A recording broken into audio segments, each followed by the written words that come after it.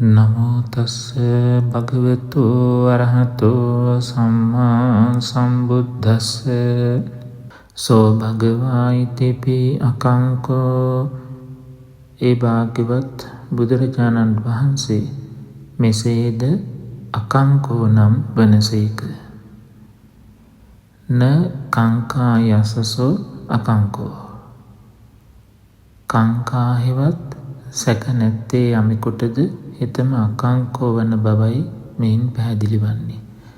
කුමක්ද මේ කංකා කියලා කියන්නේ? කංකා කියලා කියන්නේ තණ්හාවට. කංකා හෙවත් තණ්හාව නැත්තේ අකංකෝ වන බව ධර්මයේ සඳහන් වෙනවා. අට තැනක සැකය නැත්තේ අකංකෝ බව සුත්ත නිපාත අට කතාවේ සුන්දරික භාරද්වාජ සූත්‍රයේදී පැහැදිලි වෙනවා. ධම්මසංගනිප්පකරණයේදී මෙම සැකය මේ අයුරින් පැහැදිලි කරනවා. බුද්ධ, ධම්ම, සංඝ කියන තුන්රුවන් පිළිබඳ සැකයත්, ශික්ෂාපද පිළිබඳ සැකයත්, පූර්වාන්තය පිළිබඳ, අපරාන්තය පිළිබඳ, පූර්වාන්ත අපරාන්ත පිළිබඳ, පටිච්ච සමුප්පාදය පිළිබඳ කියන මේ අටතැන් කෙරෙහි සැකය තමයි ධම්මසංගණයේදී සැකය විදියට පැහැදිලි කරන්නේ. මජ්ක්‍ධිම නිකායේදී මෙය 12 ආකාරයකට පැහැදිලි කරනවා. මේ සියලු සැකයන් සප්ත විසුද්ධිය තුල කාංකා විතරණේ විසුද්ධියෙන් තමයි මෙම සැකය දුරු කරගන්න පුළුවන්කම ලැබෙන්නේ.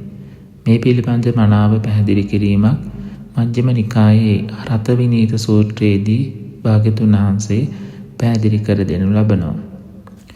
ඒ අනුව අපිට පැහැදිලි කරගන්නට තිබෙන්නේ භාග්‍යවත් බුදුරජාණන් වහන්සේ මේ සියලු විසුද්ධීන් සාක්ෂාත් කරගෙන තිබුණු නිසා භාග්‍යවත් බුදුරජාණන් වහන්සේ අකංකෝ නම් වන බවින් යුක්තයි.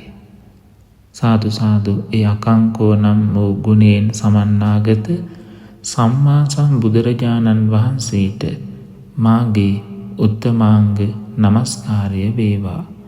සම්බුදු ගුණ සුවඳින් සැමසිත නිවී සැනසේවා. සාදු සාදු.